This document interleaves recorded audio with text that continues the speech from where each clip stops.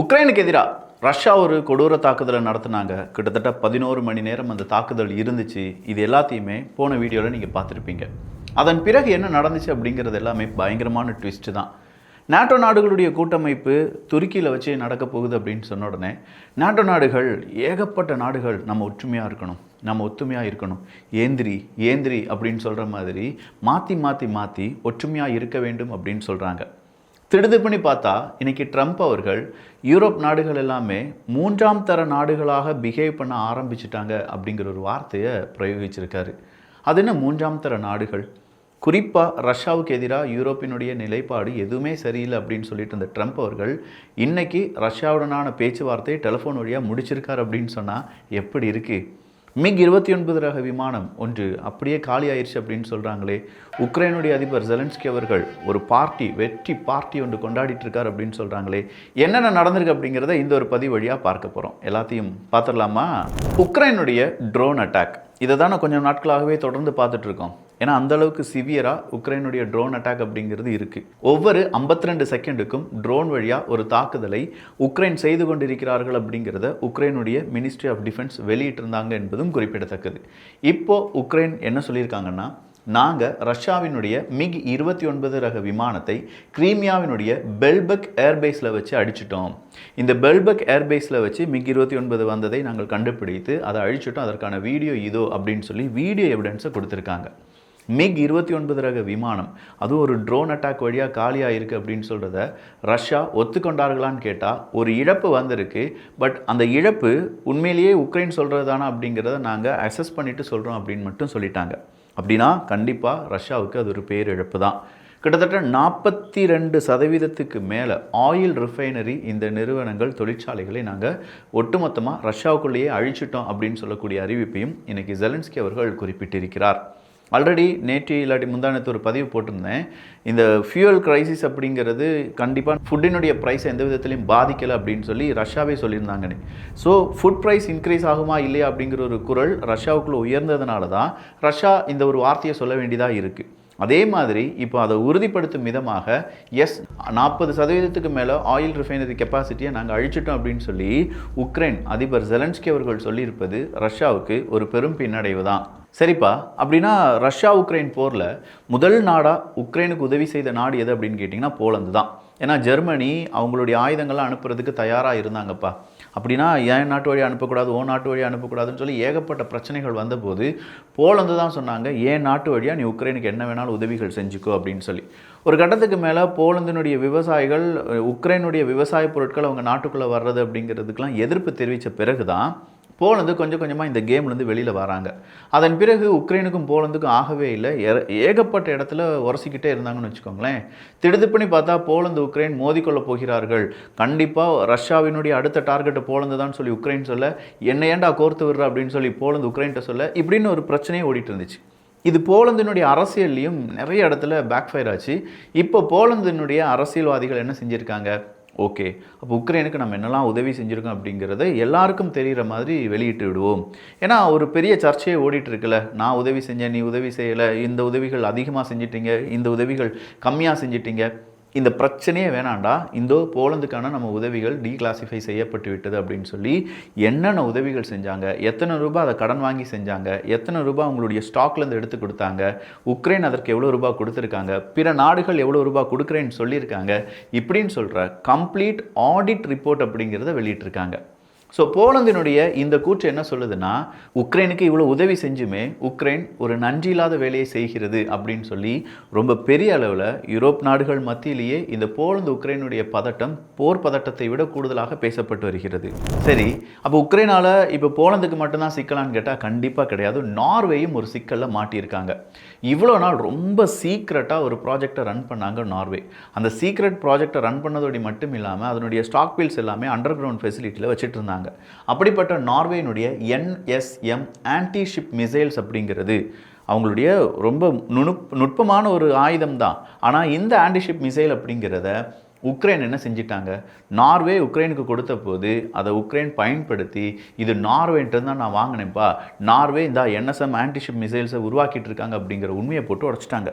நார்வேக்கு தலைவலி. ஏன்னா உன்ட்ட நான் சொல்லி தானே கொடுத்தேன், உடனடியாக உபயோகிக்காத, இது எங்கெங்கே இருக்குன்னு சொல்லாத, இது உன்னுடைய மிசைல்னு சொல்லு அப்படின்னு சொன்னால் இல்லை, அதனுடைய ரா மெட்டீரியல்ஸ்லாம் வச்சு ரஷ்யாவை கண்டுபிடிச்சிருப்பாங்க, அதனால் நான் சொல்ல வேண்டிய கட்டாயம் ஆயிடுச்சு. ஸோ இந்த சீக்ரெட்டை ரிவீல் பண்ண வேண்டிய தருணம் வந்து விட்டது அப்படின்னு சொல்லி வேறு வழியே இல்லாமல் இப்போ நார்வே என்ன செஞ்சிட்டாங்க, அவங்களுடைய சீக்ரெட்டை ரிவீல் பண்ணியிருக்காங்க. சொல்லப்போனால் அவங்களுடைய அண்டர் கிரவுண்ட் பேஸ், அதில் இந்த NSM anti missile system, anti-ship missile அப்படிங்கிறது எங்கெங்கே இருக்குது, எவ்வளோ இருக்குது அப்படிங்கிறது எல்லாத்தையுமே அடுத்தடுத்து அப்டேட் கொடுத்துக்கிட்டே வந்துட்டு இருக்காங்க நார்வே அரசாங்கம். உக்ரைன் போர் யார் யாருக்கு எந்த மாதிரியான வேலையை காண்பித்து கொண்டு இருக்கிறது பார்த்தீங்களா? பட் இது நார்வேக்கு நெகட்டிவாக முடியும்னு நினைக்கிறீங்களா? இல்லைங்க.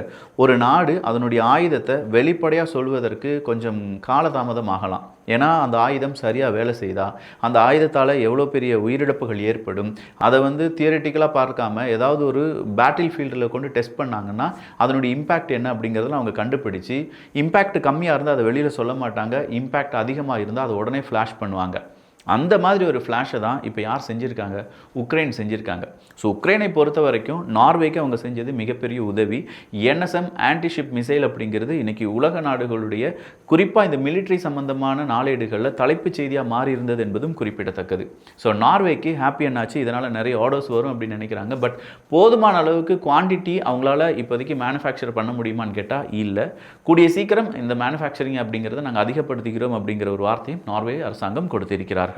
அடுத்ததா உக்ரைனுடைய அதிபர் ஜெலன்ஸ்கி அவர்கள் சொன்னது தான், பிளாக் சி கருங்கடல் இருக்குது பார்த்தீங்களா, கருங்கடலினுடைய ஆக்சஸை ரஷ்யா இழந்து விட்டது, இனி ரஷ்யாவால் எதுவும் செய்ய முடியாது, நாங்கள் தான் கருங்கடலினுடைய ராஜா அப்படின்னு சொல்லியிருக்காங்க. பட் உக்ரைன் நீங்கள் மட்டும் நினச்சா நடக்காது.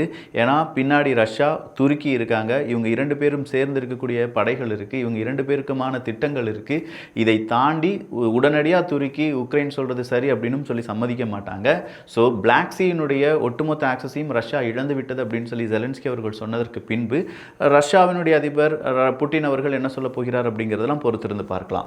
அதன் பிறகு வந்த செய்தி என்ன அப்படின்னு பார்த்தீங்கன்னா, மல்டிபிள் ரெக்கார்ட்ஸ். உக்ரைன் இந்த ஜூன் மாதத்தில் மட்டுமே கிட்டத்தட்ட 2 லட்சம் ரஷ்யன் டார்கெட் அப்படிங்கிறத ஸ்ட்ரக் பண்ணியிருக்காங்கன்னு சொல்கிறாங்க. ஸோ 2 லட்சம் டார்கெட் ஒரு மாதத்தில் மட்டுமே அப்படின்னு சொல்கிறத நம்ப முடியுதா? அதாவது அவங்களுடைய மிசைல்ஸ், அவங்களுடைய ஏர் டிஃபென்ஸ் சிஸ்டம், அவங்களுடைய பீரங்கிகள், மனிதர்கள், கட்டிடங்கள் இப்படின்னு சொல்கிற எல்லாத்தையுமே சேர்த்து தான் அவங்க டார்கெட் லிஸ்ட்டில் ஆட் பண்ணியிருக்காங்க. அந்த வகையில் பார்க்க போனால் ஜூன் மாதத்தில் மட்டுமே 2 லட்சம் டார்கெட்டை நாங்கள் அச்சீவ் பண்ணிட்டோம், 2 லட்சம் டார்கெட்டை நாங்கள் அழிச்சிருக்கோம் அப்படிங்கிற தகவலை இப்போது உக்ரைனுடைய மினிஸ்ட்ரி ஆஃப் டிஃபென்ஸ் வெளியிட்டிருக்கிறார்கள். அடுத்ததாக வந்த செய்தி ரெடினஸ். ட்ரம்ப் அவர்களுடைய ரெடினஸ் தான். நோபல் பிரைஸ் வாங்குறதுக்காக ட்ரம்ப் அவர்கள் எந்த எல்லைக்கும் போவார் போலப்பா. அந்த மாதிரி இன்றைக்கி 250வது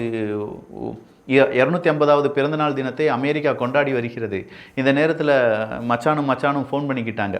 ட்ரம்ப் அவர்களும் புட்டின் அவர்களும் ஃபோன் பண்ணி, மச்சான் எப்படிரா இருக்க, நல்லா இருக்கியா அப்படிலாம் கேட்ட பிறகு, இல்லை மச்சான் இன்னும் சண்டை ஓடிட்டு இருக்கா அப்படின்னு கேட்டால், ஆமாம் சார் சண்டை ஓடிட்டு தான் இருக்குது, நான் வேணா வந்து தீர்த்து வைக்கவா அப்படின்னு சொல்லி ட்ரம்ப் அவர்கள் கேட்டதாகவும், அதாவது இப்போதும் ரஷ்யா உக்ரைன் போரினுடைய அந்த எண்டை பார்ப்பதற்கு ட்ரம்ப் அவர்கள் ஆசைப்படுகிறார், அந்த எண்டை முடிவு செய்வதற்கு ஒரு நபராக, மீடியேட்டராக நாங்கள் ரெடியாக இருக்கோம் அப்படின்னு சொல்லி எங்ககிட்ட வந்து சொன்னாங்க அமெரிக்கா. ஆனால் உக்ரைன் தான் இந்த பிரச்சனையை இன்னும் முடிவு பெறாமல் வைத்து கொண்டிருக்கிறார்கள். இதுக்கு பின்னணியில் யூரோப் நாடுகள் இருக்கலாம். இப்போ புரியுதா, யூரோப் நாடுகளை ஏன் தேர்ட் ரேட்டட் கண்ட்ரிஸ் அப்படின்னு சொல்லி ட்ரம்ப் அவர்கள் சொன்னார். யூரோப் பிரச்சனை தான் உக்ரைன் பிரச்சனை அப்படின்னு சொல்லி ட்ரம்ப் அவர்கள் கை கழுவிட்டு போயிட்டார். யூரோப் நாடுகள் என்ன செய்கிறாங்க, கொஞ்சம் கொஞ்சமாக ரஷ்யாவினுடைய அந்த இன்டென்சிட்டி யூரோப் நாடுகளுக்குள்ளே வராமல் இருப்பதற்கு, கம்யூனிசம் யூரோப் நாடுகளில் வராமல் இருப்பதற்கு ஒரு பேரியராக யாரை வச்சு ட்ரை பண்ணிட்டு இருக்காங்கன்னு கேட்டால் உக்ரைனை வச்சு ட்ரை பண்ணிட்டு இருக்காங்க. ஸோ உக்ரைனுக்கு தேவையான உதவிகளை யூரோப் நாடுகள் கொடுத்து தான் ஆக வேண்டும் அப்படிங்கிற நிலைமை இருக்கும்போது தான் யூரோப் நாடுகள் அமெரிக்கா சொல்லும்படி எதுவுமே கேட்கல. குறிப்பாக அமெரிக்காவுக்கும் ஈரானுக்கும் இந்த யுத்தம் நடந்த போது கூட யூரோப் நாடுகள் அமெரிக்காவுக்கு உதவி செய்யலை, உபத்திரவம் தான் செஞ்சாங்க. சொல்லக்கூடிய ஆர்டர்ஸை அவங்க எக்காரணம் கொண்டு நாங்கள் செயல்படுத்த மாட்டோம் அப்படின்னு சொன்னாங்க. அப்போ இதெல்லாம் மனசில் வச்சுட்டு இப்போ ட்ரம்ப் அவர்கள் என்ன சொல்லியிருக்காங்க, நீ ஏன்பா 3ஆம் தர நாடு மாதிரி பிஹேவ் பண்ணுற, இப்படியே போனால் உன்னுடைய ஒட்டுமொத்த நம்பிக்கையும் இந்த உலகம் இழந்துவிடும், யூரோப் நாடுகள் மிகப்பெரிய அளவில் பின்னோக்கி சென்று கொண்டிருக்கிறார்கள் அப்படிங்கிறது இந்த உலகம் நம்ப ஆரம்பிக்கும் அப்படின்னு சொல்லியிருக்காங்க. அடுத்ததாக யூரோப் நாடுகளை ரஷ்யா அட்டாக் பண்ண போகிறது அப்படின்னு சொல்லி ஒரு ஃபேக்கான ப்ரொபகண்டாவை பரப்பி விட்டுருக்காங்க. ரஷ்யாவுக்கு நமக்கு எந்த இன்டென்ஷனும் இல்லை யூரோப் நாடுகளை அடிப்பதற்கு அப்படின்னு சொல்லக்கூடிய தகவலை ரஷ்யாவினுடைய அம்பாசிடர் லண்டனில் இன்னைக்கு பேசியிருந்தார் என்பது குறிப்பிடத்தக்கது. ஸோ யூரோப்பை ரஷ்யா அடிப்பாங்க, அதனால் யூரோப் நாடுகள் உக்ரைனை பாதுகாக்க வேண்டும் இப்படின்னு சொல்லி ஒரு புரளி அப்படிங்கிறது கிளப்பி விடப்பட்டிருந்தது. அந்த புரளி தான், அது வேறு உண்மை கிடையாது. யூரோப் நாடுகளை பொறுத்த வரைக்கும் ரஷ்யாவுக்கும் யூரோப் நாடுகளுக்கும் சண்டை வரும் அப்படின்னு சொல்கிறதுல எந்த உண்மையும் கிடையாது. அப்படி சண்டை வருவதற்கான தேவை என்ன என்பதையும் இப்போது ரஷ்யா ஊடகங்களும் கேள்வியாக கேட்டிருக்கிறார்கள். எக்காரணம் கொண்டாலும் சண்டை வரும் அப்படின்னு சொல்லக்கூடிய பல ப்ரிடிக்ஷன்ஸ் இருக்குது. ஈவன் ரஷ்யாவுக்கும் சீனாவுக்குமே பெரிய ஒரு யுத்தம் வரும் அப்படின்னு சொல்லிட்டு இருந்த இந்த காலகட்டத்தில் யூரோப்பை கண்டிப்பாக ரஷ்யா அடித்தே தீர்வாங்க அப்படின்னு சொல்லி நிறைய பேர் ஆர்வம் சொல்லிட்டு இருக்காங்க. உக்ரைனை பொறுத்த வரைக்கும் அடுத்ததாக ஒரு சிக்கல் இருக்குது. உக்ரைனுக்கான கேஸ் இருக்குது பார்த்தீங்களா, இந்த வின்டர் சீசனுக்கான கேஸ், அது பாதி தான் இதுவரையும் ஸ்டோர் பண்ணியிருக்காங்களாம். ஸோ உக்ரைனுக்கு அந்த சிக்கலை எப்படி தீர்க்க வேண்டும் அப்படிங்கிறதுக்கான பதில் தெரியாமல் இருக்காங்க.